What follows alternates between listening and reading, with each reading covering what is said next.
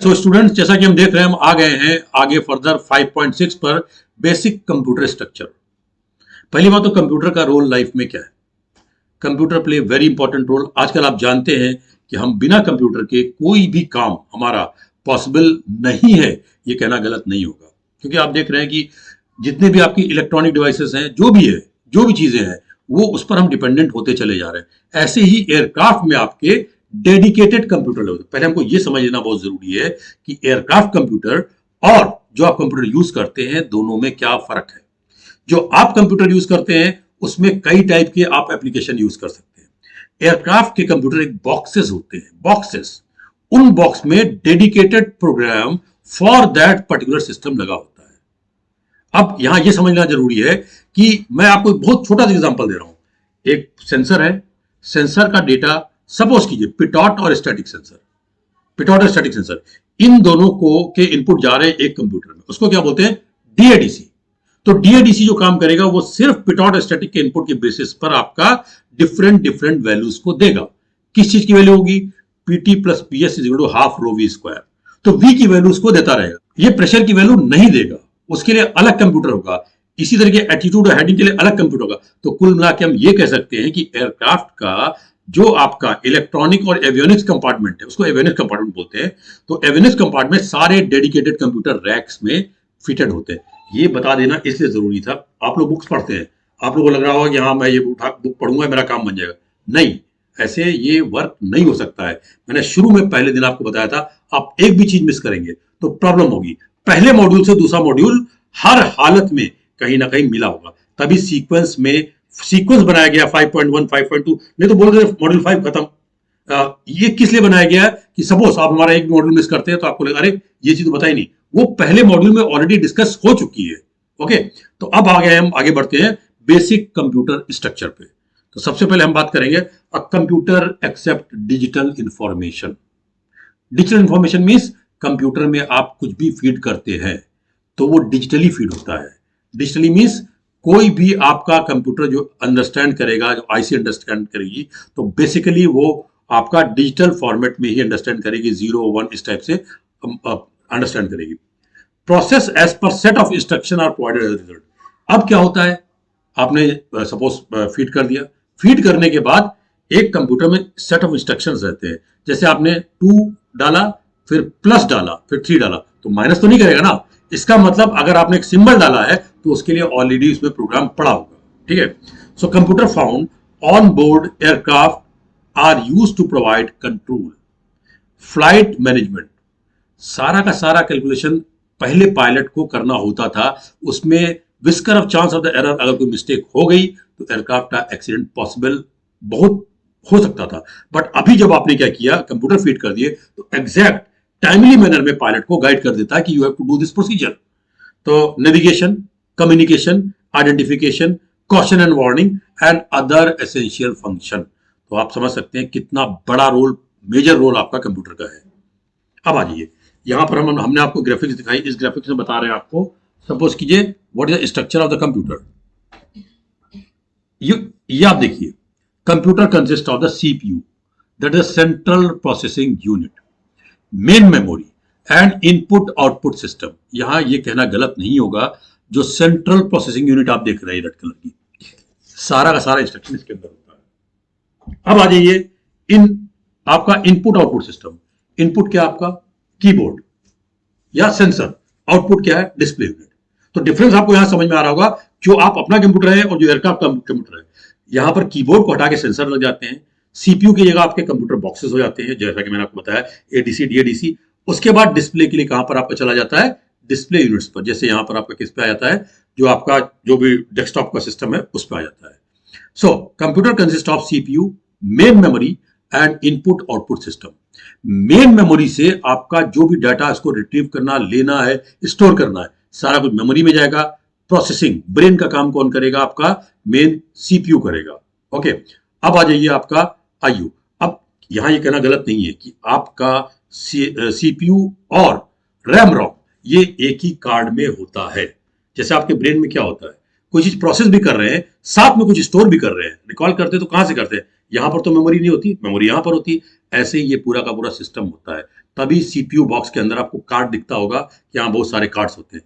But आप अगर ये बात करें कि कीबोर्ड में कोई भी मेमोरी नहीं होती, ऐसे डिस्प्ले यूनिट में भी कोई मेमोरी नहीं होती है। ये बात दूसरी कि आजकल जो कंप्यूटर आ गए उनमें बॉक्सेस नहीं होते, बट उनके सीपीयू बोर्ड्स कहाँ लगे होते हैं, वो डिस्प्ले यूनिट के पीछे, डेस्कटॉप के पीछे लगे होते हैं। इतना ही डिफरेंस हुआ है, बट वो चीज एग्जिस्ट कर रही है, भले उसके पीछे एग्जिस्ट कर रही है। ओके, हाँ ना, पहले मैंने बताया था, लास्ट मॉड्यूल मिस किया हुआ तो ये चीज आपको नहीं समझ में आएगी। Address bus, data bus provide pathway for the information. Address का बताया था, एड्रेस देंगे, पाथ बताएगा, कहां पर जाना वो डेटा बस बताएगी। Okay, so address bus and data bus pathway for information to flow between CPU, main memory and IO system. ये मैं पहले ही बता चुका था कि आप पिछला मॉड्यूल अगर मिस करेंगे, कोई मॉड्यूल मिस करेंगे, तो ये फिर आपको आगे की चीज प्रॉब्लम करेगी, आपके दिमाग में क्वेश्चन आएंगे। बाद में हम क्वेश्चन भी डिस्कस करेंगे, बात दूसरी हमारी लाइव क्लासेस भी चलेंगे आप लोगों के लिए। So the control bus which provide control signal between CPU, main memory and IO system is the serial बस। सीरियल बस मतलब सिंगल लाइन आपकी चलेगी, उसको चाहे आप एफडीएक्स बस बोलिए चाहे कुछ भी बोलिए, बट यहां से आपका ये सिस्टम स्टार्ट होता है। CPU is the brain of computer. ये क्वेश्चन एक बार पूछा गया था, बड़ा सिली क्वेश्चन था, बट पूछ लिया गया था। और मॉड्यूल में पूछा गया what is the brain of computer. Option दिए होते सीपीयू, मेमोरी, देन उसके बाद दिया होता डिस्प्ले यूनिट। लोगों ने मेमोरी भी मार्क किया था कि उनको लगा सिर्फ मेमोरी होती है, बट ऐसा नहीं है। मेमोरी प्रोसेसिंग का काम नहीं करती, वो स्टोरेज का काम करती है। It retrieve and execute instruction stored in the memory and coordinate the flow of data through out the computer in synchronous manner controlled by the clock timing signal. मैंने बताया था आपको, हर जगह इंपॉर्टेंट क्या है, क्लॉक। ये चीज इतने बजे जानी है, ये चीज इतने बजे जानी है, ये सारा का सारा खेल क्या होता है, क्लॉक का। तो हर एक कंप्यूटर का एक क्लॉक होता है। मीन्स अगर सीपीयू की बात करेंगे तो उसमें एक टर्म आता है क्लॉक एंड टाइमिंग। ओके, अब आता है the main memory store the information for later access by the CPU. The input output system convert information other form facilitate communication with other onboard computers to operate। अब आ जाते हैं computer का जितना भी calculation data जो भी होता है, या उसका जो भी स्पेसिफिकेशन, वो कैसे होता है। आपने बिट्स का नाम सुना होगा, बाइट्स का सुना होगा, ये भी क्वेश्चन कई बार आते हैं। Computer process information using the digital data code in single binary digit. Single binary digit को क्या बोलते हैं, बिट बोलते हैं। बिट और जहां बाइट वर्ड आ जाएगा, दोनों में डिफरेंस होगा, इसमें मैक्सिमम मिस्टेक होती है। लोग बाइट को बिट और बिट को बाइट समझ लेते हैं, बट वो नहीं करना है। A bit can hold 2 to the power 1 value, either 0 or 1। 8 bits is a group from byte। ये क्वेश्चन बहुत इंपॉर्टेंट है, कई बार पूछा गया कि how many bits are there in the byte, 8, 16, 2। अगर ये चीज आपको नहीं पता तो मिस्टेक कर सकते हैं। तो 8 bits group from a bite.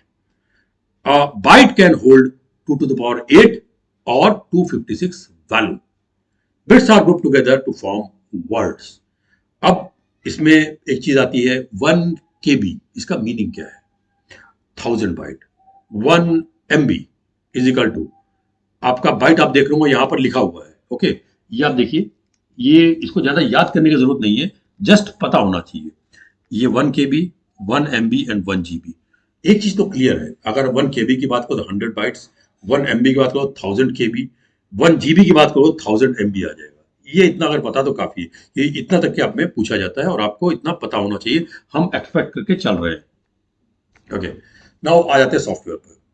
देखिए, पढ़ना तो सब कुछ पड़ेगा क्योंकि इसमें आपका चैप्टर दिया हुआ है, चैप्टर में सिलेबस दिया, आप सिलेबस देख लीजिए, उसी हिसाब से पढ़ा रहे हैं हम लोग। So software unlike the hardware is not a physical entity that can be touched. Software और हार्डवेयर क्या फर्क है, किसी भी चीज के सॉफ्टवेयर को आप टच नहीं कर सकते, वो एक प्रोग्राम होता है। वो प्रोग्राम किसमें होता है, सीपीयू में होता है। सीपीयू में प्रोग्राम उस, या तो आपके दो टाइप के कंप्यूटर होते हैं, एक जनरल कंप्यूटर, एक डेडिकेटेड कंप्यूटर। मैंने बताया डेडिकेटेड कंप्यूटर एयरक्राफ्ट में, अगर FMGC flight management and guidance computer, इसका काम केवल उतना ही रहेगा, ये ना प्रेशर कैलकुलेट करेगा नहीं करेगा। तो इसका मतलब हर चीज के लिए डेडिकेटेड कंप्यूटर्स है। Instead of the software specify the operation to be perform on data. जो आप डेटा देंगे उसी पर तो ऑपरेशन परफॉर्म होगा। तो सिंपल सी बात है, ये सीपीयू में जाएगा आपका, उसके लिए बसेस लगी हुई हैं, उसके अलावा क्लॉक सिग्नल है, जितने भी आपको भेजेंगे अकॉर्डिंगली ये आपके ट्रांसमिशन के लिए जाएंगे। इनको pictorial form, alpha numeric form और जो भी आपके लिए कन्वर्ट करके उसके बाद सीधे डिस्प्ले में भेजा जाएगा। अगर कंप्यूटर हटा दोगे तो डिस्प्ले पे कुछ नहीं दिखेगा, कुछ भी नहीं दिखेगा, क्योंकि प्रोसेस हुआ ही नहीं, डेटा उसका कलर्ड फॉर्मेट नहीं है, कुछ नहीं है, तो क्या कुछ नहीं दिखेगा। Now there are two basic type of software, यहां पर ही जानना जरूरी है। सॉफ्टवेयर टू टाइप के होते हैं, एक सिस्टम सॉफ्टवेयर होता है, एक एप्लीकेशन सॉफ्टवेयर होता है। आपने कंप्यूटर में कुछ फीड किया, वो क्या होता है आपका, वो एप्लीकेशन सॉफ्टवेयर होता है। अब आ जाते हैं सिस्टम सॉफ्टवेयर पर। सिस्टम सॉफ्टवेयर क्या चीज होती है? कंप्यूटर के अंदर मशीन लेवल लैंग्वेज में प्रोग्रामिंग होती है, उसको बोलते हैं सिस्टम सॉफ्टवेयर। क्योंकि कंप्यूटर आपका प्रोग्राम को, आपने सी में को प्रोग्रामिंग की, सपोज कीजिए आपने लिखा लेट दिस, तो कंप्यूटर लेट होना पड़ेगा, इस लेट को वो मशीन लेवल लैंग्वेज में लेके जाएगा, क्योंकि वहां एलईटी का मतलब कुछ नहीं होता, वहां सब कुछ 0 1 के फॉर्मेट में चलता है। आईसी किस पे काम करेगी? अगर आईसी लेट समझने लगी तो इसका मतलब उस टाइप से काम होने लगा। आप कहीं भी किसी भी चीज की बात करेंगे तो आपको समझ में आएगा कि हाँ, इस तरीके से डेटा फ्लो चल रहा। The system software is design to directly operate the computer hardware. Okay, तो यहां पर आप देख पा रहे हैं कि यहां पर आपका एक ये डायग्राम दिया हुआ है, user interface, application program, operating system and hardware. Now software, the system software include operating system and IO device. The operating system instruct overall computer operation. Operating system includes instruct overall computer operation, including startup, file management, initiating device driver, and providing data input output. इसमें आपको इतना ही समझना जरूरी है। मैंने शुरू में बताया था कि हो सकता है बहुत से लोगों ने इनिशियली जो कंप्यूटर पढ़ा हो उसमें केवल खाली प्रोग्राम बनाना और थोड़ा बहुत देखना सीखा हो, लेकिन यहाँ पर आपको ये चीज जाननी जरूरी है। तो आज देखिए, मैं पहले ही बता रहा था आपको, कंप्यूटर का यूज है, आपको पढ़ना ही पड़ेगा। डेडिकेटेड कंप्यूटर और नॉर्मल कंप्यूटर को डिफरेंस समझ में आ गया है। So the manage resources and provide common service for application software program run on the top of the operating system. इसमें बहुत कुछ आपको जानने की जरूरत नहीं है, ठीक है। अब आ जाते हैं कंप्यूटर में, ये भी क्वेश्चन कई बार पूछा जाता है, what is the difference between compiler and interpreter. Interpret करना, इंटरप्रेट करना एक चीज होती है, कंपाइल करना एक चीज है, इंटरप्रेट करना, दोनों सेम चीजें हैं, ओनली उसमें थोड़ा सा डिफरेंस है, ये पूछा जाता है। So now we are the software program. Software program are usually written in the high level language, then translate into the executable object via software called compiler and और इंटरप्रेटर। यहां पर आपको समझना जरूरी है कि सोर्स कोड, कंपाइलर और interpreter and object code, एक चीज लिखी गई, उसको कंपाइल और इंटरप्रेट किसने किया? इंटरप्रेट मतलब आप समझते हैं ना, किसी भी चीज को इंटरप्रेट करना। यहां बात की आ जाती है, सपोज मैं एक लैंग्वेज बोलता हूं, वो आपकी रीजनल लैंग्वेज से मैच नहीं करती है। सपोज मैं मराठी में बोलता हूं, अब आपके पास क्या, मैंने पूरा का पूरा बहुत सारा बड़ा सा कुछ बोल दिया, आपको कुछ समझ में आएगा नहीं।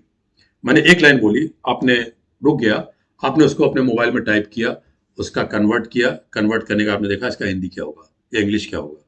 अब आप चले जाते हैं, मैंने बहुत सारी बात बोल दी, आपने रिकॉर्डर लगा दिया, उसके बाद आपने इसको कन्वर्ट किया। इसमें डिफरेंस है, यही डिफरेंस कंपाइलर और इंटरप्रेटर में है। What is difference between compiler versus interpreter? The difference in compiler reads entire source code before generate the object code. अब आप यहां समझ पा रहे होंगे कि पूरा सोर्स कोड को पढ़ेगा, तब उसके बाद मीन्स आपने पूरी की पूरी, मैंने एक पैराग्राफ बोल दिया, उस पैराग्राफ में पूरा पढ़ा, उसको कन्वर्ट किया, तब आपने उसको ले लिया। The interpreter read one instruction at a time, पहला सेंटेंस पढ़ा, उसको कन्वर्ट किया और उसको ऑब्जेक्ट कोड में ट्रांसमिट कर दिया। तो this is the basic difference between the compiler and interpreter. यहां पर आपको ये बहुत चीज जानना जरूरी है कि क्वेश्चन पूछा जाता है कि ऑब्जेक्ट कोड या सोर्स कोड ना लिख के और सिंपल दे देते हैं कि विच सिस्टम और which thing in the computer work as a compiler. Read complete set of instruction, read line by line, no, read complete set of instruction. Okay, तो इस तरीके, या रीड टू पार्ट, ये भी पूछा जाता है। तो इसमें आपको सही आंसर पता होना चाहिए कंपाइलर और इंटरप्रेटर में क्या डिफरेंस। क्वेश्चन तो बना देंगे, रिवर्स भी बना देंगे, ऊपर के भी बना देंगे, ठीक है। So interpreter reads one instruction at a time, produce object code and execute the instruction before reading the next instruction. तो यहां पर डिफरेंस क्या आ गया, ये भी पूछा था। Compiled program execute much faster than interpreted program. अब ये पूछा था कि कौन सा प्रोग्राम फास्ट होगा। पहले आपने पूरा पूरा पढ़ लिया, उसके बाद सबका कन्वर्ट कर दिया, एक पढ़ा, एक लाइन पढ़ी, जहां फुल स्टॉप आया उसको कन्वर्ट किया, फिर दूसरी लाइन पढ़ी तो उसको, तो ये तो सीधी सी बात है, सिंपल सी चीज है। तो ये क्वेश्चन कई बार पूछा जाता है, विच इज फास्टर, कंपाइलर और इंटरप्रेटर। तो यहां पर आपको ये चीज समझ में आ रही हुई कि हाँ, दोनों में फास्टर कौन सा है। इस क्वेश्चन के बारे में लेटेस्ट क्वेश्चन जो है वो इस पर बेस्ड आने लगे हैं। शुरू में इन्होंने कंप्यूटर पर ध्यान नहीं दिया था, मैं बता रहा हूं अभी क्या किया इन्होंने, ऑल ऑफ सडन पिछले कुछ अटेम्प्ट्स के पेपर में देखा गया है ये चीजें पूछी जाने लगी हैं। दैट्स वाई मैंने पहले कहा था क्वेश्चन पढ़ के काम नहीं चलने वाला, आप 1,500 रुपए फेंकते जाओगे, कब पास होगा पता नहीं है। बट इसमें सीख भी रहे हैं और इसमें कर भी रहे हैं आप लोग। आप कोई भी बुक उठा लीजिए, उस बुक में कंटेंट आपको इसी टाइप का मोरलेस मिलेगा। हार्डवेयर बताने का ज्यादा नहीं, CPU, ALU and control unit and memory unit, ये आपके हार्डवेयर में आते हैं। ये सिंपल पूछ लिया था कि which is the part of the hardware. CPU क्या है, जिसको टच कर सकते हैं वो हार्डवेयर होता है, जिसको टच नहीं करते सॉफ्टवेयर होता है, सिंपल सी बात है। तो यहाँ पर क्या हुआ, सीपीयू को आप टच कर सकते हैं, ओपन किया टच कर दीजिए। अर्थमेटिकल लॉजिकल यूनिट आपकी हो गई, कंट्रोल यूनिट हो गई, मेमोरी यूनिट हो गई, ये सारे छोटे आईसीज होते हैं। इस typically interface externally secondary memory storage and to the input output device called peripheral. What are the peripherals? Keyboard, mouse, display, printer, तो ये क्या हार्डवेयर है, इनको आप टच कर सकते हैं। अब आते हैं मेमोरीज में, ये भी इसका भी क्वेश्चन पूछा जाता है। मेमोरी में कई सारी, आपका मेमोरी मतलब क्या होगा, RAM ROM? No, not only RAM ROM. Why about the EPROM? EPROM ये क्या है, ये भी तो कुछ है। डिफरेंस यही फंसता है लोगों में, लोग यहाँ मिस्टेक करते हैं, वो रैम रोम के आगे बढ़ते नहीं है। तो computer program and data are stored in the memory as coded at the bits. There are two basic types of the memory. एक होती है random access memory, इसे रैम बोलते हैं। एक होती है ROM, रीड ओनली मेमोरी। इसका एलिब्रेशन भी पूछा जाता है। रैम का आपको एक ऑप्शन दिया, RAM, what is meaning of RAM? Random accountable memory, random access memory. ये ध्यान रखिएगा कि आप रैम पर रह जाते हैं बट ये समझ नहीं पाते। जब एक्सेस आ गया तो it is randomly access. CPU can randomly add or remove data from RAM. As such, RAM is typically faster than ROM. ROM में आप रीड कर सकते हैं, कुछ लिख नहीं सकते। RAM में आप एक्सेस भी कर सकते हैं, लिख भी सकते हैं। तो ये डिफरेंस आपका है RAM और ROM में। कोई भी प्रोग्राम कहीं पर स्टोर हो गया और आप क्या कहते हैं, रैंडमली उसको एक्सेस करते हैं। Now, the data portion of the program must reside RAM during the execution. Because of the increased speed of RAM, the instruction portion most of the program is also in RAM. तो ज्यादातर programme आपके instruction portion क्या होते हैं, RAM में होते हैं। This is different from the ROM which permanently store the data. अब इसमें मजेदार केस शुरू होता है, which memory permanently store the data, ROM, and can't be change via random writes on the CPU, नहीं चेंज कर सकते हैं। ROM keeps data stored even after power has been removed, thus it is termed as a non-volatile memory. ये बहुत important question है, which memory is non-volatile? RAM, ROM, बताइए इसमें, अब आपको पता होना चाहिए। ROM is the non-volatile. Non-volatile में तो आपने पावर ऑफ कर दी, उसमें कुछ नहीं जाएगा, एज इट इज सब कुछ रहेगा, सब कुछ रहेगा। तो ये सारा का सारा खेल किसका है, ROM का।